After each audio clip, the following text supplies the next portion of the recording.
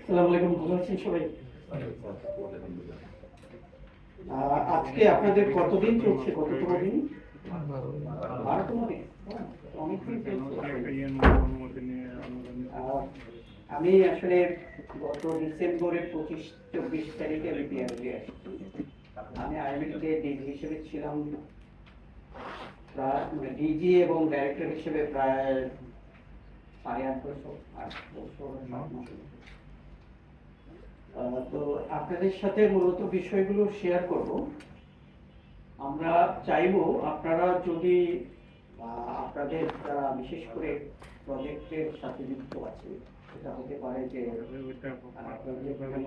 ইউনিটের সাথে যুক্ত আছেন, আমরা যেটা বলি পিডি, ডিপিডি, এপিডি, এই ক্লাস্টারে যারা আছেন তারা, অথবা যারা মিনিস্ট্রি প্রজেক্ট বা প্ল্যানিং উইং এ কাজ করছেন বা প্ল্যানিং কমিশনের যারা অ্যাপ্রুভাল প্রসেসের সাথে যুক্ত আছেন, তাদের যদি কোনো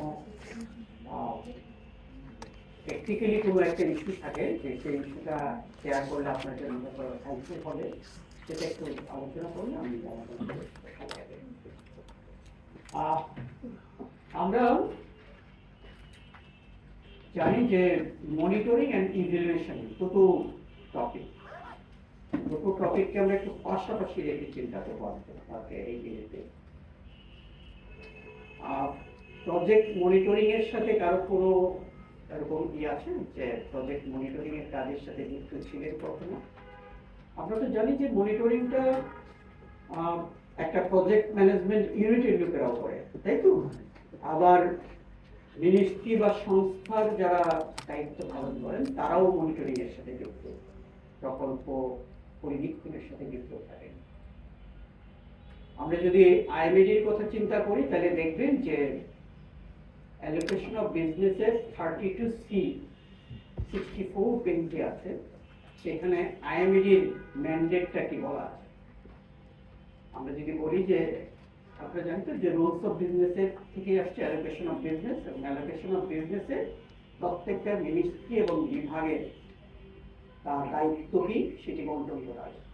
সেটাই বলছি যে 32C allocation of business page number 64, ওখানে যে আইএমএডি রেসপন্সিবিলিটি বলা আছে, সেখানে দুটো রেসপন্সিবিলিটি বলা আছে। একটা হচ্ছে যে আইএমএডি বাংলাদেশের এডিবিতে অর্থাৎ অ্যানুয়াল ডেভেলপমেন্ট প্রোগ্রামে এডিপিতে যত প্রজেক্ট অনুমোদিত আছে সেই প্রজেক্টগুলো মনিটরিং এবং ইভ্যালুয়েশনের দায়িত্বে থাকবে, মানে তাদের রেসপন্সিবিলিটি হচ্ছে। একটা কথা একটু বলে নেই, সেটা হচ্ছে যে প্রজেক্টগুলো এডিপিতে অন্তর্ভুক্ত আছে, আমরা তো সবাইকে বইটা সম্পর্কে জানি তো, এডিপি বই, বার্ষিক উন্নয়ন কর্মসূচির যে বইটা সবাই তো পরিচিত হতে হবে। এই বার্ষিক উন্নয়ন কর্মসূচির বইয়ের মধ্যে দেখবেন যে অনেকগুলো পাতা, ওই যে একজন বের করে নিয়ে আসছেন, ভেরি গুড, ওখানে অনেক ধরনের প্রকল্পের ইয়ে আছে। সেখানে যেগুলো অনুমোদিত, তার মানে যেগুলো অননুমোদিত, অর্থাৎ সবুজ পাতাগুলো কি অননুমোদিত, সেইগুলো তো অ্যাপ্রুভ না। প্রত্যেকটা অর্থ বছরের জন্য অনুমোদিত তালিকা আছে। এই অনুমোদিত প্রকল্প সমূহের মনিটরিং এন্ড ইভ্যালুয়েশনের দায়িত্বে আছেন আইএমএডি। এখন একটি প্রশ্ন আসে যে এই যে অনুমোদিত তালিকা, সেটার মধ্যে তো অনেকগুলো ভাগ আছে। একটা ভাগ হচ্ছে কি, আমরা যদি বলি, বলেন তো, আমরা যদি প্রজেক্টের ধরন চিন্তা করি একটু, তাহলে প্রজেক্টের কয়েকটা ধরন চিন্তা করলে সেখানে আছে। একটা হচ্ছে কি বলেন, ওটা হলো ফান্ডিং এর দিক থেকে বললেন, একটা হচ্ছে investment project, very good, investment project. Investment প্রজেক্টের তালিকা আছে ওখানে, বা আমরা যেটাকে বলি বিনিয়োগ প্রকল্প। সাধারণত এটা সাদা পাতায় আছে, ঠিক আছে, সাদা পাতার যে তালিকাগুলো আছে সেটা বিনিয়োগ প্রকল্প। আরেক ধরনের প্রকল্প আছে, টেকনিক্যাল প্রজেক্ট, সেটার নাম কি? একটু পুরো নামটা বলবেন আর তার ডকুমেন্টের নামটা বলেন। যেমন ইনভেস্টমেন্টের ক্ষেত্রে আমরা বলি ডিপিপি, আর ওইটার ডকুমেন্টের নাম টিএপিপি, তার মানে টেকনিক্যাল অ্যাসিস্ট্যান্ট প্রজেক্ট প্রপোজাল, তার মানে আমরা সংক্ষেপে বলি টিএপিপি। তাহলে এটা আরেকটা ধরন টেকনিক্যাল অ্যাসিস্ট্যান্ট বেসড যে প্রজেক্টগুলো আছে সেইগুলো। তারপরে আরেকটা প্রজেক্ট আছে, মানে আরেক ধরনের, হ্যাঁ, feasibility study project, feasibility study project. Very good, এই তো আপনারা অনেক ভালো জানেন ফিজিবিলিটি স্টাডি প্রজেক্ট, এবং সেগুলো কিন্তু বার্ষিক উন্নয়ন কর্মসূচিতে অন্তর্ভুক্ত প্রজেক্ট। আর কিছু প্রজেক্ট আছে যেটা আমরা বলি নন এডিটিভ প্রজেক্ট, যদিও তালিকায় এই বইয়ের মধ্যে আছে, সবুজ কথা ছাড়াও। সেলফ ফাইন্যান্সিং না, সেলফ ফাইন্যান্সও কিন্তু আপনার ইনভেস্টমেন্ট প্রজেক্ট, ঠিক আছে। সুতরাং সেটাও এখানে তার মানে এই যে অনুমোদিত, সেটা না। আরেক ধরনের প্রজেক্ট আছে যেটাকে আমরা বলি নন এডিটিভ প্রজেক্ট, নাম শুনছেন? নন এডিটিভ প্রজেক্ট, তার মানে অ্যানুয়াল ডেভেলপমেন্ট প্রোগ্রামে অন্তর্ভুক্ত নেই, কিন্তু প্রজেক্ট চলমান আছে, অনুমোদিত অন্য অথরিটি, অ্যানুয়াল ডেভেলপমেন্ট প্রোগ্রামের আওতায় যে অনুমোদন প্রক্রিয়া, এর মধ্যে অনুমোদন হয়নি। কি বলেন তো, এরকম এক্সাম্পল আছে আমাদের সামনে? এনআইডি বলতে কোন ধরনের প্রজেক্ট? হ্যাঁ, কি আপনি স্পষ্ট করবেন? আচ্ছা, এটার খুব ভালো এক্সাম্পল হচ্ছে অর্থ বিভাগের কিছু স্কিম আছে, ঠিক আছে কথাটা? অর্থ বিভাগের কিছু স্কিম আছে এবং কিছু কর্মসূচি আছে, সেই কর্মসূচিগুলো কিন্তু এডিবি ভুক্ত নয়। সচিবালয়ের ভিতরে যে অর্থ বিভাগের যে বড় বিল্ডিংটা আছে, এটি কিন্তু কোনো প্রকল্পের, মানে এডিবি ভুক্ত প্রকল্পের অর্থায়নে তৈরি করা হয়নি। এটা একটা নন এডিবি কর্মসূচির মাধ্যমে তার অর্থায়নে তৈরি হয়েছে। কিন্তু আবার ক্যাবিনেট ডিভিশন এবং জনপ্রশাসন যে বিল্ডিংটা হয়েছে নতুন, এটা কিন্তু আবার এডিবি প্রজেক্টের। এই পার্থক্যটা একটু দেখে রাখেন। আমি বলছি দুটো এক্সাম্পল নাম দিচ্ছি। একটা হচ্ছে এসইডিপি, সেকেন্ডারি এডুকেশন ডেভেলপমেন্ট প্রোগ্রাম। এই প্রোগ্রামটা কিন্তু এডিবি ভুক্ত নয়, কিন্তু এটি একটা কর্মসূচি। আবার পিডিপি 4, প্রাইমারি এডুকেশনের পিডিপি 4 নামকে আমরা সংক্ষেপে যদি বলি প্রাইমারি এডুকেশন ডেভেলপমেন্ট প্রোগ্রাম, এটাও প্রোগ্রাম, কিন্তু ওটা কিন্তু আবার এডিপি ভুক্ত। সুতরাং নন এডিপি যেগুলো, সেগুলো আইএমএডির মনিটরিং এর আওতাভুক্ত নয়। আরো বড় এক্সাম্পল, সেটা হচ্ছে বাংলাদেশে খুব প্রচলিত আছে এবং এখানে এই বইটাতেও আছে, সেটা হলো ক্লাইমেট চেঞ্জ ট্রাস্ট ফান্ডের অর্থায়নে যে প্রজেক্ট। এক্স্যাক্টলি, এই প্রজেক্টগুলো কিন্তু আইএমএডির ম্যান্ডেটের মধ্যে নাই, মনিটরিং ম্যান্ডেটের মধ্যে নেই। এখন যদি বলেন যে এগুলো কিভাবে মনিটরিং হয়, ওটা ওই যে আইন আছে, সেই আইনের আওতায় বলা আছে কারা মনিটরিং করবে, কি করবে, ফার্ম দিয়ে করবে না করবে, এটা বলা আছে। বুঝতে পারছেন ব্যাপারটা? তাহলে আমরা বললাম যে সব প্রজেক্টই যে একেবারে এডিবি ভুক্ত, এটা না, এটা পার্থক্যটা একটু বুঝতে হবে। তাহলে আমরা কয়েকটা জিনিস জানবো। একটা হচ্ছে যে এডিবি ভুক্ত প্রজেক্ট, নন এডিবি ভুক্ত প্রজেক্ট। এডিবি ভুক্ত প্রজেক্টের মধ্যে আছে investment project, TA project, feasibility study project, self finance project, ঠিক আছে কথাটা? এডিবি ভুক্ত না, এটা হচ্ছে আলাদা একটা অথরিটির মাধ্যমে পরিচালিত হচ্ছে, ওটাকে এডিবি ভুক্ত অন্তর্ভুক্ত করা হয়নি এই কারণে যে প্রজেক্টের যে নেচার, যে অনুমোদন প্রক্রিয়ার যে নেচার, সেটাকে একটু ভিন্ন রাখা হয়েছে। তবে আপনার একটা ভাইটাল প্রশ্ন, আমরা সবাই মনে করি যে এটা একই আমব্রেলার ভিতরে আসা সমিতি, কিন্তু এটি আনা হয়নি। আর যে কারণেই হোক আনা হয়নি, সবই আলাদা, এবং হচ্ছে যে এই যে প্রজেক্টের যে ভ্যালু হ্যাঁ। 10 কোটি টাকা বিসিসিপি এদের মহাখালীতে, তো ওদের হচ্ছে একটা বোর্ড থাকে, বোর্ডের মাধ্যমে আমি তো সেটাই বলছি, ওই বন পরিবেশ মন্ত্রণালয়ের যিনি মন্ত্রী থাকেন তার নেতৃত্বে একটা অনুমোদনকারী বোর্ড আছে, ওই বোর্ড মিটিং করে এটা অনুমোদন দেয়, ঠিক আছে স্যার? না, এডিবি মুক্ত হবে না এই সিদ্ধান্ত নেয় না, ওটা আলাদা করে মেকানিজম করে তৈরি করা হয়েছে। প্রাইমারি যেমন প্রাথমিক শিক্ষা উন্নয়ন কর্মসূচি যেটা, এটা এডিবি ভুক্ত করা হয়েছে। সাধারণত অর্থ বিভাগ অনেকগুলো কর্মসূচিকে আলাদা করেছে এই কারণে তারা মনে করেছে যে এই কর্মসূচিটা আমাদের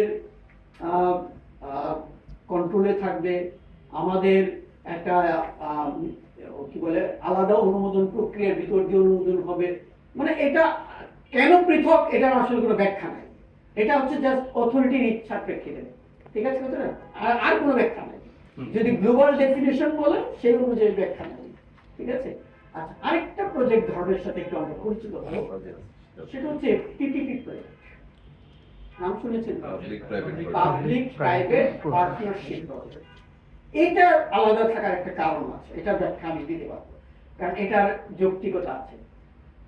পাবলিক প্রাইভেট পার্টনারশিপ প্রজেক্টের তালিকাও কিন্তু এই বইয়ে আছে, খেয়াল করে দেখবেন এই বইয়ে আছে, এবং ক্লাইমেট চেঞ্জ ট্রাস্ট ফান্ডের যেহেতু প্রজেক্ট আছে সেটাও এই তালিকায় বইয়ে আছে। পিপিপি প্রজেক্ট কেন আলাদা রাখার একটু দরকার আছে সেটার ব্যাখ্যাটা হচ্ছে, আপনারা জানেন তো এটার জন্য অথরিটি আছে, PPP authority, PPP public private partnership authority, তাদের আইন।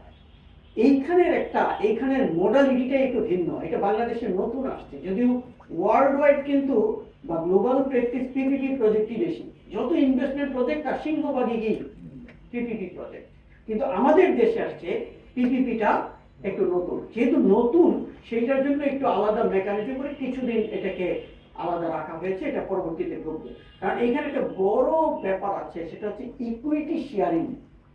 ব্যাপারটা বুঝতে পারছেন? ইকুইটি শেয়ারিংটা খুব important.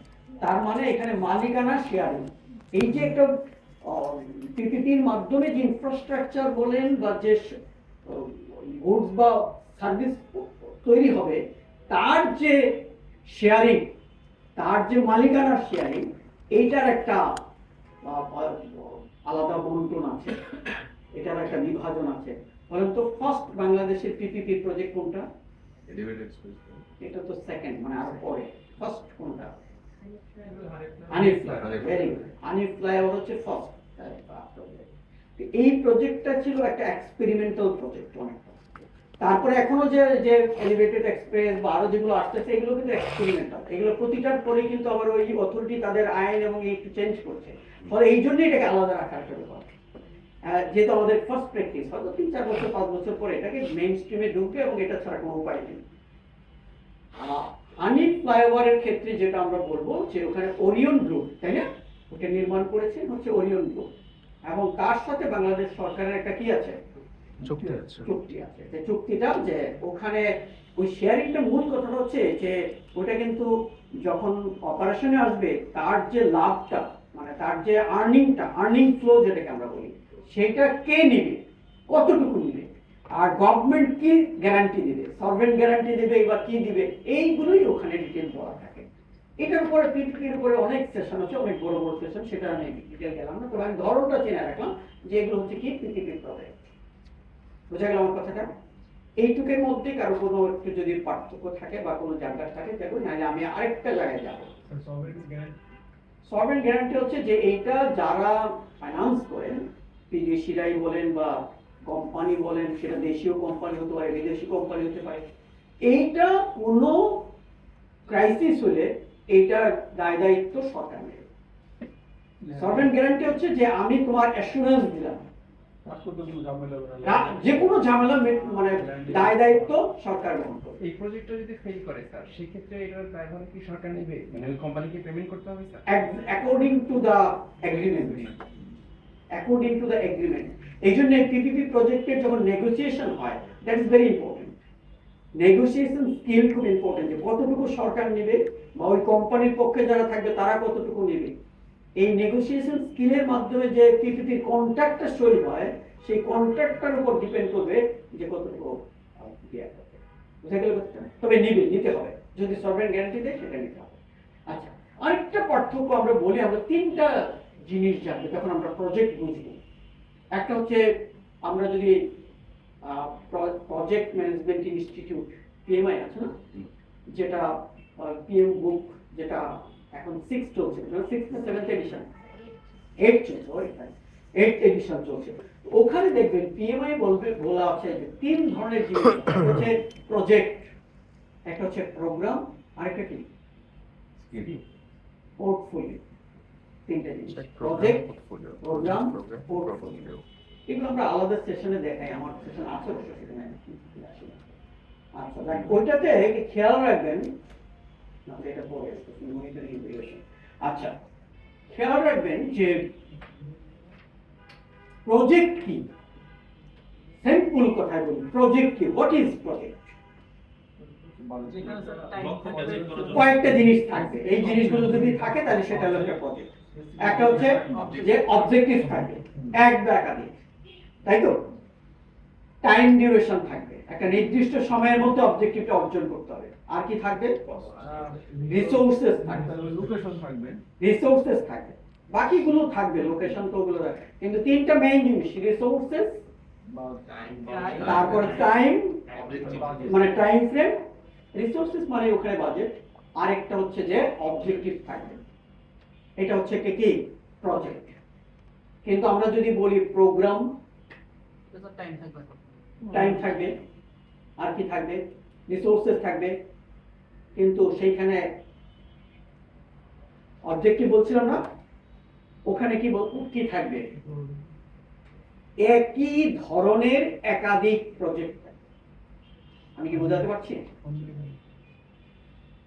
Combination of similar nature projects, অনেকগুলো সিমিলার নেচার প্রজেক্ট মিলে হবে একটা কি প্রোগ্রাম। মনে রাখবেন, প্রোগ্রাম কোনো একক প্রজেক্টের ছাতা না, একাধিক প্রজেক্ট আবার সিমিলার নেচার, সেরকম যদি হয় তাহলে সেরকম যদি কোনো আমব্রেলা থাকে সেটা হচ্ছে একটা প্রোগ্রাম। এখন হেলথ মিনিস্ট্রি কেউ নাই এখানে না? আচ্ছা, হেলথের একটা প্রোগ্রাম আছে খুব প্রচলিত বাংলাদেশে, খুব বড় প্রোগ্রাম, প্রায় 1,63,000 কোটি টাকার প্রোগ্রাম। এটা এখন 4th HPNSP, 4th health nutrition and population project বা প্রোগ্রাম। এটা 4th কেন? বারবার এটা নবায়ন আগেও করা হয়েছে। কয়েকটা ছিল, 1 ছিল, HPNSP 1, HPNSP 2, HPNSP 3, HPNSP 4। তাহলে এই যে 4th HPNSP প্রোগ্রাম 1,63,000 কোটি টাকা বললাম, এইটার আওতায় আছে 31টা প্রজেক্ট, 31টা প্রজেক্ট। এবং এই 31টা প্রজেক্টকে আমাদের এই বইয়ের ভাষা, প্ল্যানিং এর বইয়ের ভাষা, এগুলোকে প্রকল্প প্রণয়ন অনুমোদন সংশোধন পদ্ধতি 2022 বইটা আছে না, ওই বইয়ে এটার নাম কিন্তু প্রজেক্ট বলে না, কিন্তু একই সেম জিনিস। এটার নাম হচ্ছে অপারেশনাল প্ল্যান, ওপি। পিছনে অ্যানেক্সারে দেখেন ওপি সব দেওয়া আছে, অপারেশনাল প্ল্যান। তার মানে 31টা অপারেশনাল প্ল্যান, অথবা আমরা যেটা বলি আমাদের প্রজেক্ট ডিসিপ্লিনের ভাষায় বলবো এটা প্রজেক্ট, এইগুলোর সমাহারে হয়েছে একটা প্রোগ্রাম। কি হতে হবে? Similar nature. তার মানে কি সিমিলার কেন? এটা সবগুলো হেলথের আন্ডারে এবং সব হেলথ রিলেটেড। মূলত তার উদ্দেশ্যটা কি? মানুষের স্বাস্থ্য সেবা এনশিওর করা বা স্বাস্থ্য সেবার মান বৃদ্ধি করা বা স্বাস্থ্য সেবাকে উন্নততর পর্যায়ে নিয়ে যাওয়া। এখন এই যে ওপি, এই ওপির যারা পিডি, তাদেরকে কিন্তু পিডি বলেন। কি বলেন? Line director. মনে রাখবেন, হেলথ মিনিস্ট্রির যত প্রজেক্ট মানে ওপি আছে, ওপি একজন পিডি না, সবাই হচ্ছে কে? Line line director. এবং এই লাইন ডাইরেক্টররা ওই প্রোগ্রামের আওতায় পরিচালিত, এবং এই প্রোগ্রামটা প্ল্যানিং কমিশন বা পরিকল্পনা কমিশন কর্তৃক অনুমোদিত। কিন্তু ওপি গুলো অনুমোদিত হয়, ওপির মূল ফিগারটা অনুমোদিত হয় প্ল্যানিং কমিশন, কিন্তু ওপির ভিতরের যত অপারেশনাল দিক এইগুলো অনুমোদন করে হেলথ মিনিস্ট্রি। বুঝা গেল কথাটা? আচ্ছা যাই, তাহলে আমরা প্রোগ্রামটাও বুঝলাম। আরেকটা জিনিস বলছিলাম, সেটা কি? SPN, ফোর্থ HPNSP, HPNSP, ঠিক আছে? আরেকটা জিনিস নাম বলেছিলাম, সেটা হলো পোর্টফোলিও। পোর্টফোলিও মানে প্রজেক্ট দেখলাম, প্রোগ্রাম দেখলাম, এই ব্যাগটাকে বলা হয় একটা পোর্টফোলিও। এই ব্যাগটাকে, এই ধরনের ব্যাগকে বলা হয় পোর্টফোলিও, যে ব্যাগের অনেকগুলো খুঁত থাকে। অনেক আগে ইকোনমিস্টরা বলতেন যে অর্থনীতিবিদরা যখন বা ব্যাংকাররা যখন ব্যাংকিং করে, অথবা ইকোনমিস্টরা যখন কোনো মডেলিং করে, ইকোনমিক মডেলিং করে, তার কাছে পোর্টফোলিও থাকে। পোর্টফোলিও মানে অনেকগুলো খুঁত আছে, এক একটা খুঁত এসে এক একটাকে রাখছে, ঠিক আছে? পোর্টফোলিও হচ্ছে আপনার একাধারে প্রজেক্ট, প্রোগ্রাম এবং নন প্রজেক্ট অ্যাক্টিভিটিজও যুক্ত থাকলে সেটাকে আমরা বলছি এটা পোর্টফোলিও। তার মানে কি? আগেই বলছি, পোর্টফোলিওর মধ্যে কি থাকতে পারে? প্রজেক্ট আছে, প্রোগ্রাম আছে, আবার প্রোগ্রাম বা প্রজেক্টের মতো না কিন্তু একটা অ্যাক্টিভিটি, অথচ ওই ওই মূল উদ্দেশ্যের সাথে সঙ্গতিপূর্ণ। Similar nature project, programme or non project activities, এইগুলোর সমাহার হলো একটা কি? বুঝা গেল?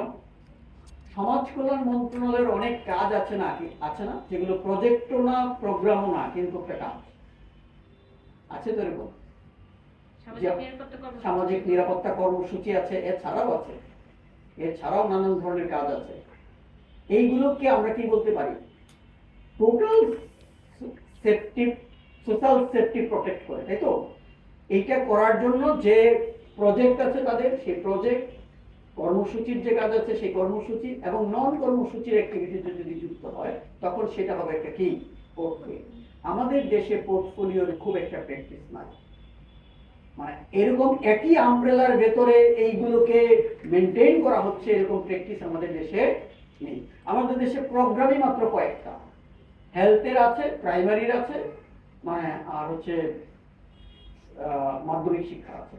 এবং সৌভাগ্য দুর্ভাগ্য যাই বলি, এই বাংলাদেশের যতগুলো প্রোগ্রাম কাজ করছে, বড় বড় প্রোগ্রাম, একটা হচ্ছে 1,66,000 কোটি টাকা, পিডিপির পরিমাণ 1,23,000 কোটি টাকা, এসিডিপিতে ওইরকমই ছিল প্রায়, যদিও এটা এডিবি ভুক্ত না, এটাও প্রায় 1,20,000 কোটি টাকা। এই সবগুলোকে সাথে আমার আইএমএডির পক্ষ থেকে যুক্ত থাকার একটা অভিজ্ঞতা আছে। অভিজ্ঞতাটা এরকম, আপনারা জানেন যে ডেভেলপমেন্ট পার্টনাররা, এখানে অনেকেই আছেন যারা জানেন, ডেভেলপমেন্ট পার্টনার ফান্ডেড প্রজেক্টের লোক আছেন আপনারা তো, DP funded project, development partner funded project. আপনাদের জানি না, আপনাদের এখানে কেউ নেই, কিন্তু শিক্ষা এবং স্বাস্থ্যের ক্ষেত্রে, শিক্ষা স্বাস্থ্যের ক্ষেত্রে তারা কিছু ডিএলআই দেয়। ডিএলআই মানে ডিসবার্সমেন্ট লিঙ্কড ইন্ডিকেটর।